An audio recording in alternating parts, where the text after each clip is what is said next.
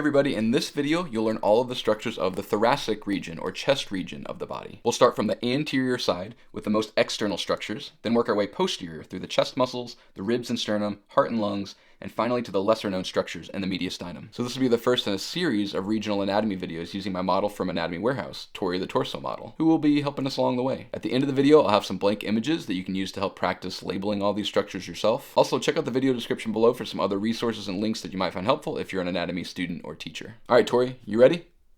Great, let's jump to the model and get started. So first let's take a look at some regions. Of course this is the thoracic region up here. Down here is going to be the abdominal region, and really the separation between the two is going to be the diaphragm, which is going to be kind of up in there. But of course the ribs and intercostal muscles and costal cartilage and stuff kind of extend down below that, so we'll include those a little bit in our video. We said we're going to start from kind of the front and then work our way in. So of course we've got skin, we've got a hypodermis layer right here, and then underneath that we can see all the structures over here. So here we've got the sternum. We're going to look a little bit more at the sternum in just a second when we look at the back side of the chest plate here. We've got the pectoralis major muscle that we can see, and we've got the mammary gland right here. Let's talk about that for a minute. The mammary gland, of course, is going to produce milk, especially after pregnancy, and it's going to have different lobules throughout the mammary gland, and then there's going to be lactiferous ducts. And so you can see kind of a little bitty cutaway right here.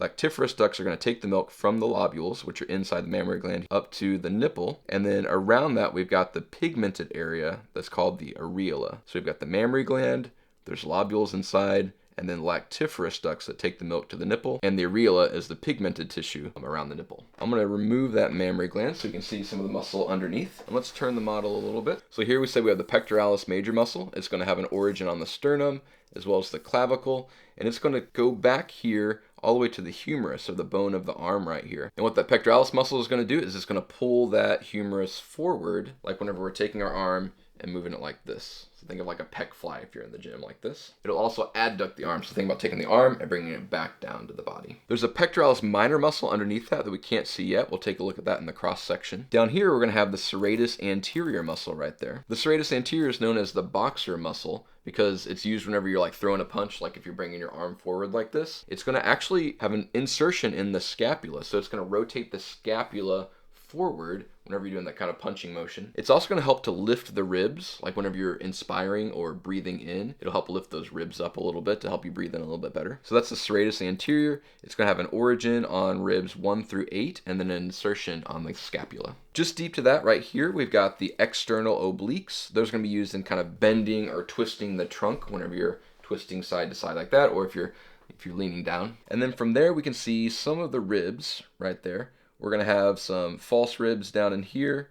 We've got true ribs up here kind of going up that we can't see some of those. And then we'll have a couple floating ribs further down that are obscured by the muscles right here. Now those ribs are going to be connected to the sternum via the costal cartilage. So we have cartilage right through there, which is of course going to make the rib cage a little bit more flexible. So whenever we're breathing in or out, those ribs can kind of expand out and contract a little bit. If it was all bone, it would not be as flexible. Now between the ribs, we've got the intercostal muscles. So there's really 2 layers of intercostal muscles. Right here you can see the external intercostal muscles. The external intercostal muscles are going to help us to elevate our rib cage whenever we're breathing in. And then down here we've got the internal intercostal muscles, and those are going to help to move the ribs inferior. So think internal, inferior, and they're going to help us to expire or breathe out. Notice the direction that those muscles run is opposite of each other. So these right here are running this way, the externals, and then the internals are running kind of perpendicular to that almost. So again, we've got the pectoralis major muscle that's going to adduct the arm or rotate the arm forward. We've got the serratus anterior muscle, which is going to rotate the scapula forward and help us with breathing a little bit, breathing in. We've got the external obliques, which are going to help with twisting and bending. And then we've got the intercostal muscles, the external intercostal muscles, which are going to raise the rib cage whenever we're breathing in, and the internal intercostal muscles, which are going to contract the rib cage or move the ribs inferior whenever we're breathing out. Also, one note about the muscles that help with breathing.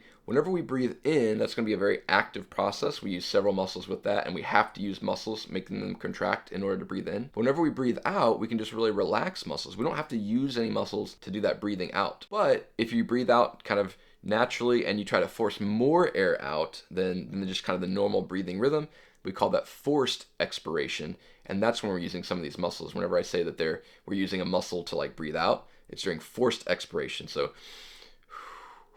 like we get that extra breath coming out. All right, let's take this chest plate off and look at the posterior side of the chest plate. So from this side of the chest plate, we can see the bones a little bit easier and some other structures that we couldn't see from the front side. So first of all, the sternum has really three parts. We've got the manubrium up here. That's going to be connected to the clavicle. The clavicle is going to be right here and right there. That's connected on either side. It's going to be connected to the first two ribs. We've got the body of the sternum. And at the bottom, we've got the xiphoid process.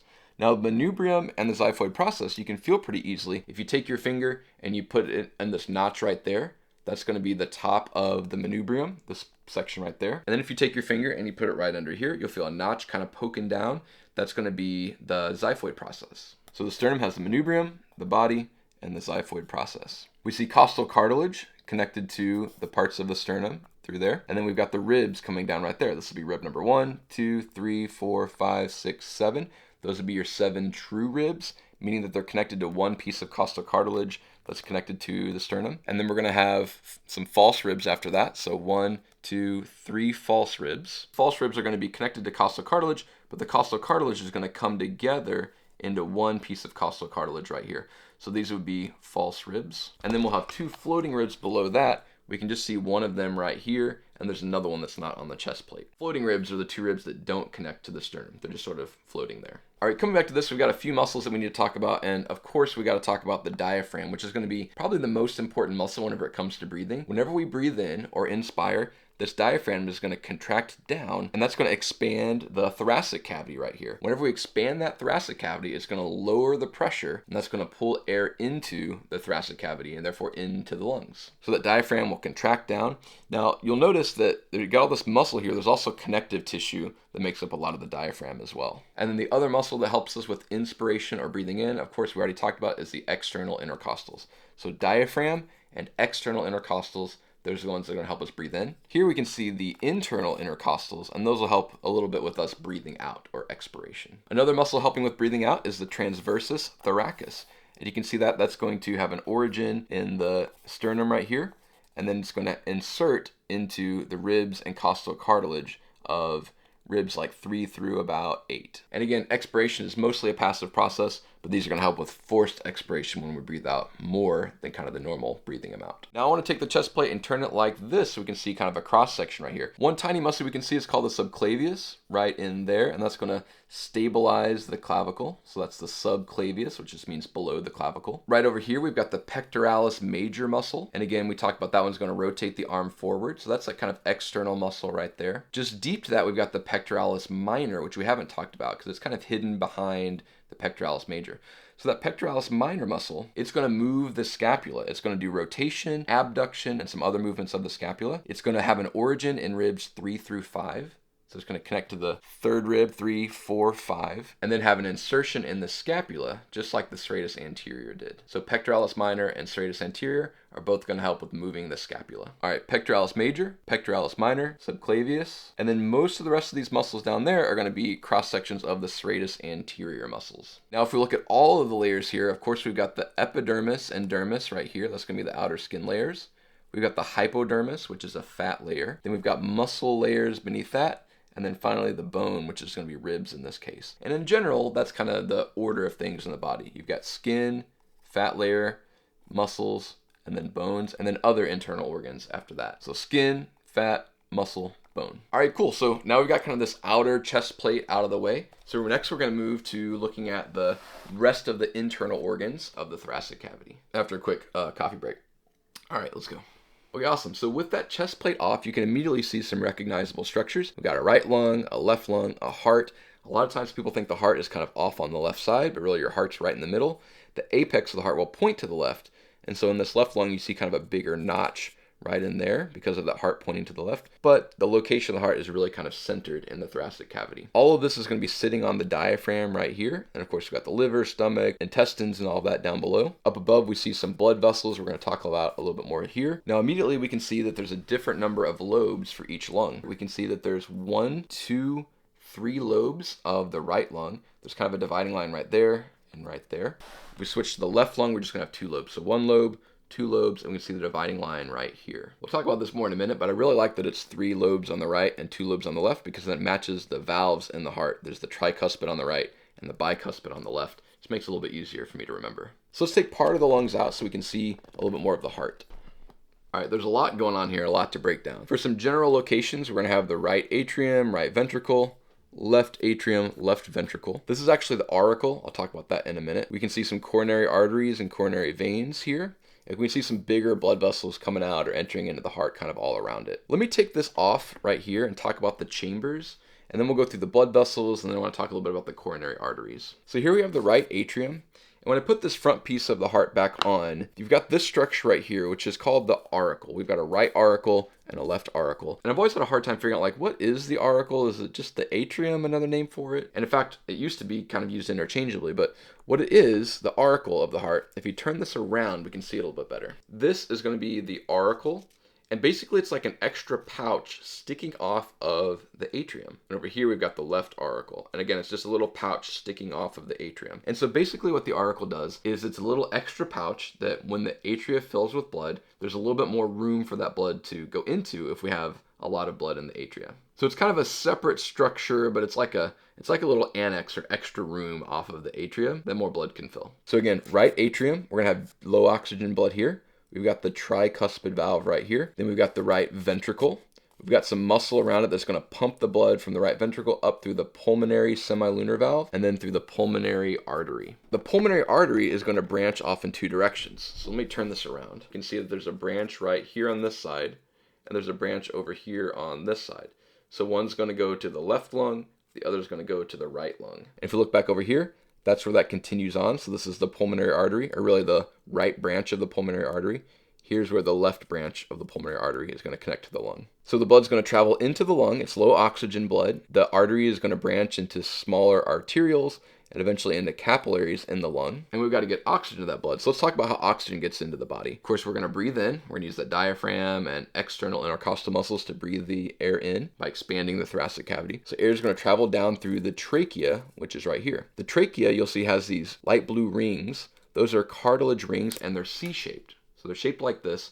And the reason we have cartilage rings there is to hold that trachea open. We don't want the trachea like closing and then having to like forcefully bring it back open every time we breathe. We're breathing basically all the time, and so we want this held open so that we can always have air flowing in and out. The one exception to that, of course, is whenever we're swallowing food, and so we have an epiglottis up there that whenever we swallow is going to close off the trachea so that food or water and things don't get down into the trachea and therefore into our lungs. So the trachea is going to branch off into the right and left bronchi. The left bronchus will take air into the left lung and the right bronchus into the right lung. Each bronchus will split into bronchioles, and so the first split will bring us into primary bronchioles, and then it splits again into secondary and then into tertiary bronchioles. And then eventually they'll end in little alveoli sacs, which are too small to see in the model, and that's where oxygen will get transferred to this blood, and it'll receive carbon dioxide for us to breathe out. From there, we're going to bring blood back into the heart. So there's two pulmonary veins here on this side and two pulmonary veins here on this side. Now, these sections of the lung that we keep talking about where all this stuff is coming in and out, this is called the hilum. So the hilum of the lung is where the bronchi are going to connect through, as well as the pulmonary arteries and veins. This is the hilum of the lung. Nothing's really coming in or out of this other part of the lung or down here or down here. Just the hilum. It's one section of the lung where stuff is moving in and out of the lung. So we've made it to the pulmonary veins. Now let's take the heart and take a look at the back of it again. And so we've got two pulmonary veins on this side, two pulmonary veins on this side, bringing blood back into the left atrium. So here's the left atrium. It's connected to the pulmonary veins on two sides. That blood is going to travel through the bicuspid valve or mitral valve. From the mitral valve, it'll travel into the left ventricle, and the left ventricle has really thick muscle around it because that blood doesn't get pumped to the lungs, it gets pumped throughout the whole body. So a lot of space to travel through. That's going to pump the blood from the left ventricle up through the aortic semilunar valve, which we can see right here. That's going to connect up through the aorta. So we've got the ascending aorta, the aortic arch, and then it's going to wrap back around and descend. There'll be three branches off of the aorta on the top, so right there, and right there. And those are going to send blood up to the head as well as the arms. This section of the aorta is going to connect back over here on our model, and then this is going to be the descending aorta, which is going to travel downward, and then it's going to pass through the diaphragm. You can kind of see some of those. There's a few holes in the diaphragm. This one for the inferior vena cava, as well as one back there for the aorta and the esophagus. All right, let's put our heart back in for a moment. And let's talk about some important arteries called the coronary arteries. So everything we've talked about with the heart so far is about the heart pumping blood to the lungs or to the rest of the body, but the heart muscle itself needs to get oxygen. And so we've got the coronary arteries for that. So we've got the aorta right here, and then off of the aorta, we've got a little branch right here, and that's going to send blood to the heart muscle itself. There's also another branch coming off this that's a little bit hard to see because it goes under the pulmonary artery, but you can see a little red circle right there, and that's going to be another branch of the aorta that's going to connect to a coronary artery. So this first branch that we just mentioned, that's going to connect to the right coronary artery. The right coronary artery is going to travel down around this way, and of course there's going to be little branches coming off of that. There's going to be supplying blood to all these different parts of the heart muscle. So this is the right coronary artery, and then we've got a left coronary artery. So I rotate this around. This is the left coronary artery right here. It's going to have two main branches. We've got the left anterior descending artery that's going to come down like this. I think that's the one that gets blocked the most during heart attacks and stuff like that. And then we have the circumflex artery, which is another branch of the left coronary artery that's going to wrap around the side of the heart back over here. And it's going to wrap around and supply basically kind of this underside of the heart and the back of the heart with oxygen. And then here's that right coronary artery again. We can see it also wraps around and supplies some of the bottom of the heart with blood. And then the blue are the coronary veins, which are going to be bringing blood back to the vena cavas and then back into the heart. Now, why do we talk about coronary arteries so much and we talk about coronary veins very little? Well, generally because there's clinical significance to the coronary arteries. When a coronary artery gets blocked, that's a heart attack and heart muscle starts to die because it's not getting blood. But coronary veins are very unlikely to get blocked in general because they're converging together and the vessels are getting bigger, whereas arteries are generally splitting into smaller and smaller branches, making them more likely to get blocked by something like a blood clot or plaque buildup. So coronary arteries, again, we've got the right coronary artery, we've got the left coronary artery, the left anterior descending artery, and then the circumflex artery.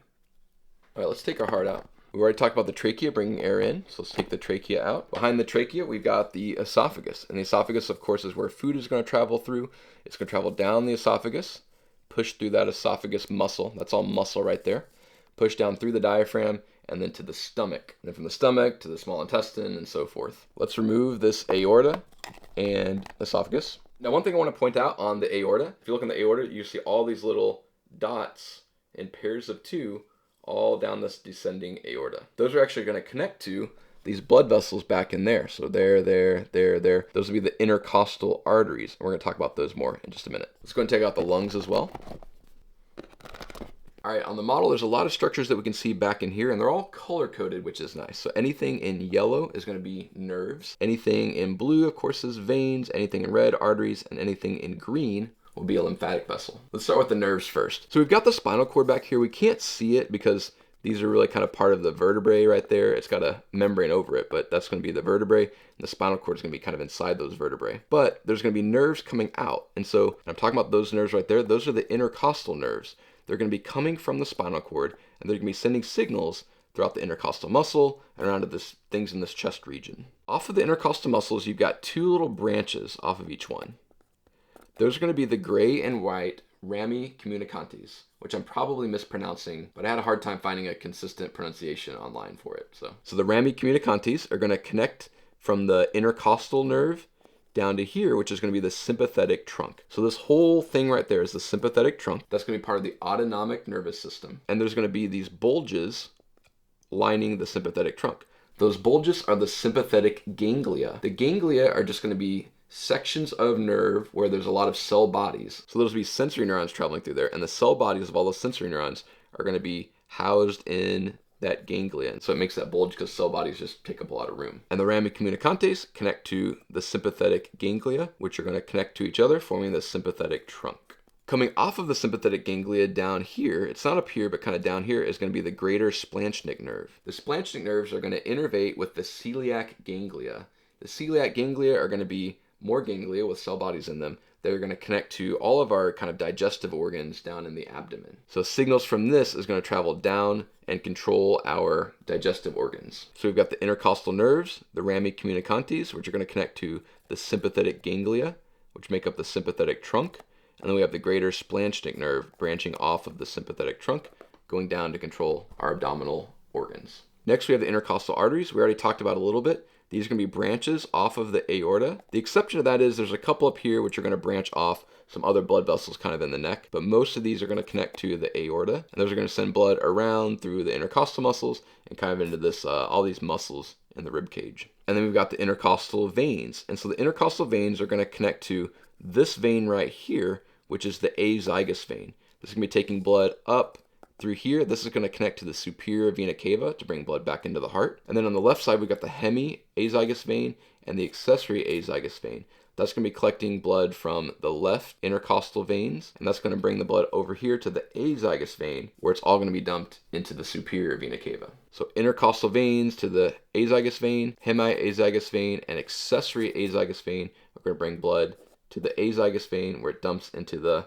superior vena cava to bring that blood back to the heart. And then finally we have the thoracic duct. The thoracic duct is going to run all the way up here and connect to the subclavian vein. Basically it's going to take fluid, lymphatic fluid that the lymphatic system has taken from the tissues of our body. It's like excess fluid that drains out of the capillaries. We've got to get it back into our circulatory system somehow. So that's what the lymphatic system does. It's going to take all that fluid. It's going to take it back up through here and dump it back into the subclavian vein. So it's going to enter back into the circulatory system that way. That thoracic duct will drain the lower half of the body as well as the left arm. And then we've got another duct up here that's going to connect over here. That's going to be draining kind of the upper right side of the body. All right, finally, I'm going to give you a series of images. For each one, if you're trying to learn this stuff really well, pause the video, see if you can identify all the structures. And then right after that, I'll show you what those structures are. So here's the first one. We've got the outer structures of the body. And then those are the names right there. Now we've got the back chest plate. See if you can name all of those structures. All right, and there's the answers.